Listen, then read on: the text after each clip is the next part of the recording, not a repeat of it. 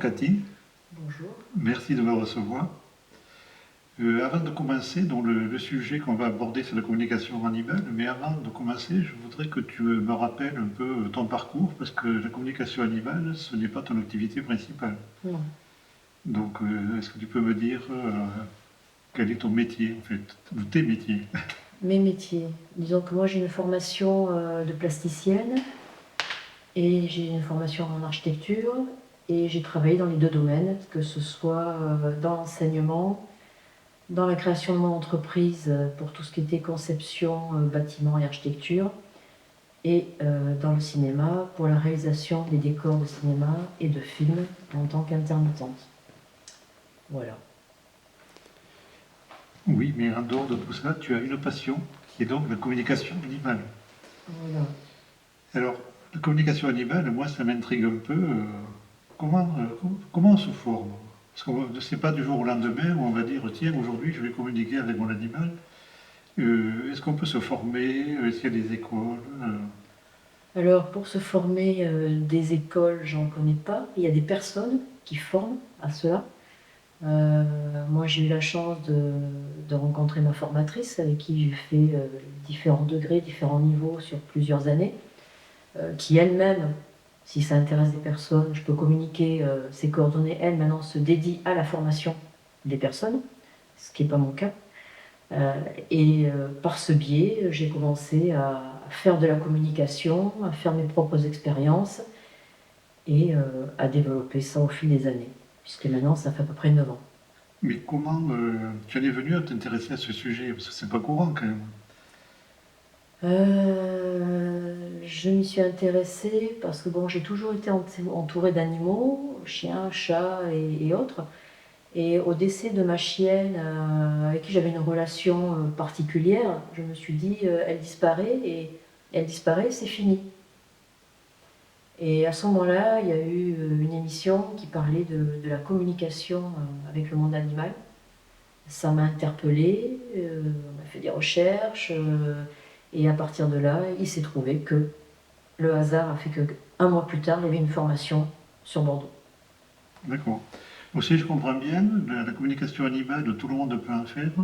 On peut se débrouiller seul, mais c'est mieux d'être aidé par quelqu'un qui a de l'expérience et par une formation en fait. Ah oui, tout à fait. Même si, comme tu as dit, il n'y a pas d'école. Donc c'est juste des gens d'expérience qui forment les autres. À ma connaissance, il n'y a pas d'école. Il y a des gens qui ont des centres maintenant enfin, qui produisent des formations, mais ce sont des personnes lambda, ce ne sont pas des écoles pignon sur rue dans lesquelles on s'est inscrit sur une année. Voilà. D'accord. Oui, il n'y a pas de formation diplômante ou de choses comme ça. Alors, je vais rester mitigée là-dessus parce qu'il me semble que ça a évolué et que peut-être maintenant, c'est pas une école, mais c'est une formatrice qui est connue, qui elle fait passer niveau 1, niveau 2, niveau 3 et qui donne un petit papier comme quoi. Alors, c'est pas vraiment un diplôme, on va dire que c'est une attestation, c'est une reconnaissance, mais pour moi, avec ma formatrice, il n'y a pas de papier. Ce qui fait qu'on est communicant, c'est le résultat. On peut avoir un papier et pas de résultat, et ne pas en avoir et obtenir. Oui, ce qui compte, c'est le résultat, c'est la connaissance acquise en fait. Voilà. Et la pratique. Et la pratique et la méthode pour y arriver. D'accord. Alors, la communication animale est le même. C'est quand même assez troublant parce que je suppose que tu discutes pas avec un chien comme on est en train de le faire là. Alors, c'est un peu. Alors, comment ça fonctionne? Euh, En définitive, il y a tout un travail de préparation mentale, respiratoire, d'ancrage à établir. Et après, on est un petit peu, quand on est dans cet état-là, un peu comme dans une, entre guillemets, une conscience modifiée, voilà, qui nous permet de rentrer en connexion avec l'animal en question. Voilà. Et là, on va parler plus de rapport vibratoire entre deux énergies qui permettent de réceptionner des ondes, des informations et qui nous sont transmises par l'animal. Mais est-ce que c'est un ressenti uniquement ou est-ce que tu reçois vraiment de vrais messages? Alors, il peut y avoir. Alors là, ça dépend des personnes. Moi, pour ma part, je peux, lorsque je me connecte, en fonction de ce que je cherche, de ce que je demande, euh, avoir du visuel. Alors, ça va se dérouler comme un petit film. Des fois, j'ai un petit film qui apparaît. Ça serait le positionnement de l'animal. Je serais un peu les yeux de l'animal qui voit des choses et qui me les renvoie. Donc, il y a ça. Il peut y avoir les odeurs. Il peut y avoir une sensation corporelle, une douleur qui peut m'arriver sur la hanche, sur le bras, sur l'épaule, et qui va retranscrire la douleur elle-même de l'animal. Mhm. Et là, on est plus dans la kinésiologie que dans la communication, mais ce sont des phénomènes qui peuvent arriver. Voilà, c'est un ensemble de perceptions qui est différente, et des fois, ça va être des bruits, ça va être une voix. Oui, mais c'est pas la voix de l'animal quand même. Alors, ça va être ce que l'animal envoie en information, et qui des fois est retranscrit par une voix qui m'est complètement inconnue, qui peut être une voix plutôt féminine, masculine, enfin c'est... et c'est les premières fois, c'est très surprenant. Oui, je me doute. Ouais. Mais est-ce qu'on peut dire que c'est de la voyance, de la transmission de pensée? Moi, je dirais, ça fait penser un peu à de la télépathie. Je me connecte et l'autre m'envoie ce qu'il a envie de m'envoyer. Parce qu'il y en a, ils ne sont pas forcément communicants.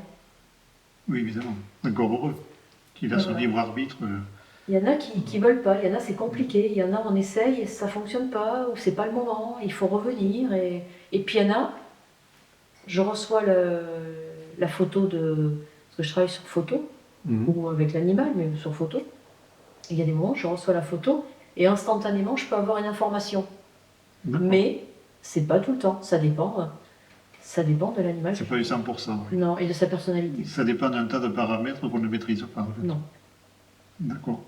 Et alors pourquoi on rentre en communication avec les animaux? Pour plein de choses. C'est-à-dire, tu peux donner des exemples? Alors à la base, la communication, moi quand j'ai commencé à mes débuts, c'était surtout des personnes qui me disaient, bon voilà, mon animal ne mange pas, ou aujourd'hui je le sens un peu apathique, je sais pas ce qu'il a, et j'aimerais bien savoir. Bon. L'idée, c'est de lui demander. Alors l'idée c'est de lui demander, lui dire qu'est-ce qui va pas, pourquoi t'es comme ci, pourquoi t'es comme ça. Donc c'est ce que j'ai fait.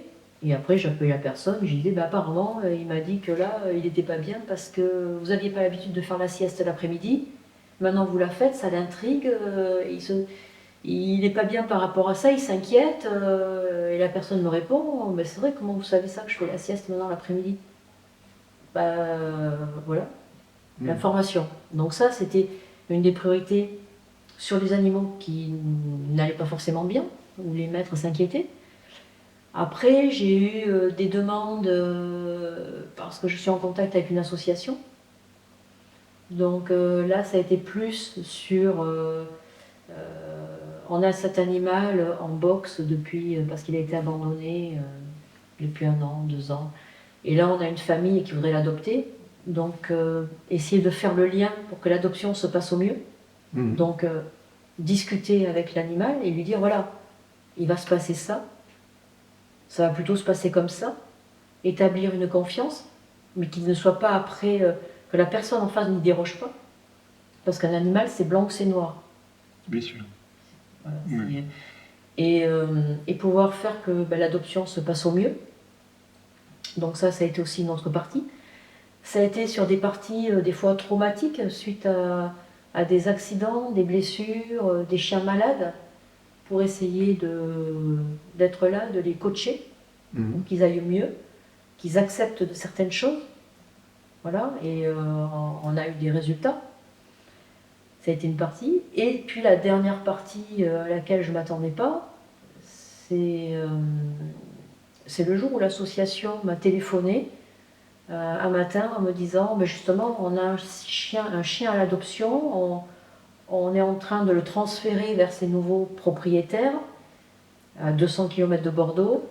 On fait l'échange, et au moment de cet échange, le harnais lâche et le chien s'échappe.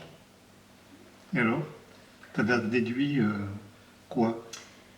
Eh ben que le harnais n'était pas bien fixé, Oui, certainement. ça, bien sûr. Voilà. Ça, on s'en doute, mais par rapport à la communication, si le chien s'est échappé, c'est que ça ne lui convenait pas, peut-être. Mais j'avais pas communiqué à ce chien. T'avais pas compris. Celui-là, j'avais pas communiqué. C'était un chien, voilà, qui était parti à adopter. Mm. Et moi, on m'a appelé parce que la personne de l'assaut me connaissait. M'a appelé en urgence en me disant voilà, on a un chien qui était à remettre à de certaines personnes. Le chien s'est échappé. On ne sait plus où il connaît pas du tout. C'est pas ses repères, c'est pas son lieu. Est-ce qu'on pouvait m'aider? Et là, je me suis dit, aider, mais aider comment? Enfin, c'est arrivé comme ça, et je me suis dit, qu'est-ce que je peux faire? J'avais jamais fait, quoi. Bien sûr. Et ben, j'ai essayé, sur toute la journée, de me connecter à cet animal, d'essayer de voir ce qu'il voyait, d'essayer de voir où il était, d'essayer de... Voilà. Parce qu'il faut dire que moi, j'étais chez moi dans mon salon. Les personnes étaient sur le terrain, à 200 km. Mhm. Il y avait 15 personnes sur place. Une qui m'appelait tous les quarts d'heure en me disant alors. Et moi j'avais des flashs comme ça, des fois qui arrivaient. Et je disais, ben, je vois une pharmacie, je vois un angle de rue, je vois une rue qui monte, comme ci, je vois ça. Et il s'avérait que certaines images correspondaient à des lieux que moi-même je ne connaissais pas. Donc j'étais autant surprise de ce qui m'arrivait, on va dire, que les gens sur place. Mhm. Mais je me suis dit, s'ils me disent que c'est vrai, autant continuer. Et puis la journée s'est écoulée, et au bout d'un moment, il commençait à se faire tard. Et j'ai dit aux personnes qui étaient sur le terrain, ce soir, vous ne le trouverez pas, mais demain matin, vous le trouverez sur une plage à côté d'un gros tuyau.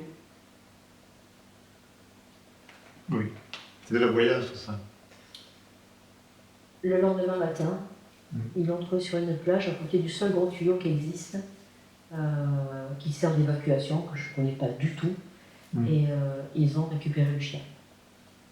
Très bien, oui, c'est un bel exemple de communication, ça. Et ça a été ma première expérience. D'accord. Voilà.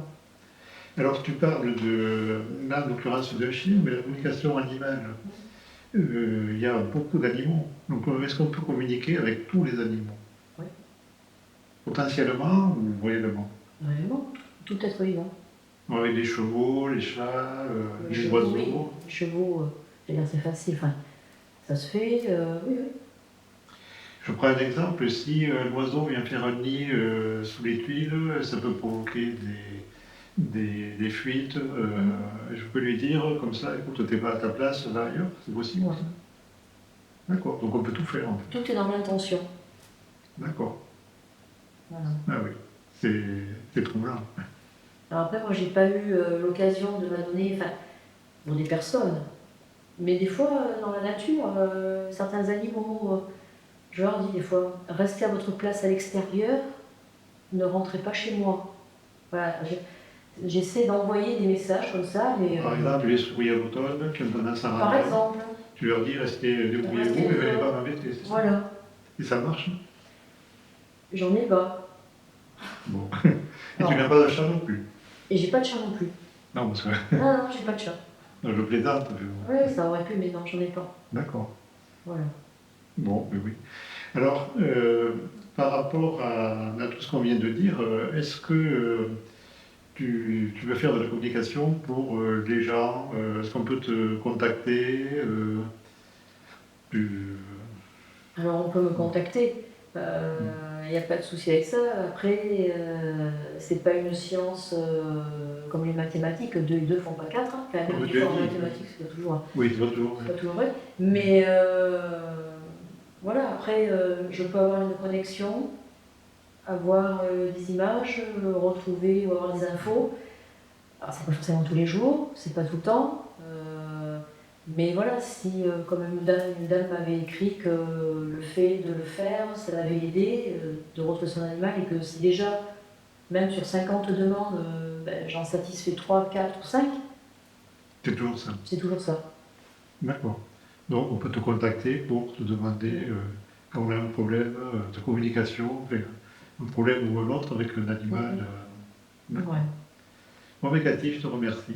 Écoute, à toi. Merci de m'avoir reçu, d'avoir consacré du temps. Merci à toi de m'avoir proposé ce petit reportage.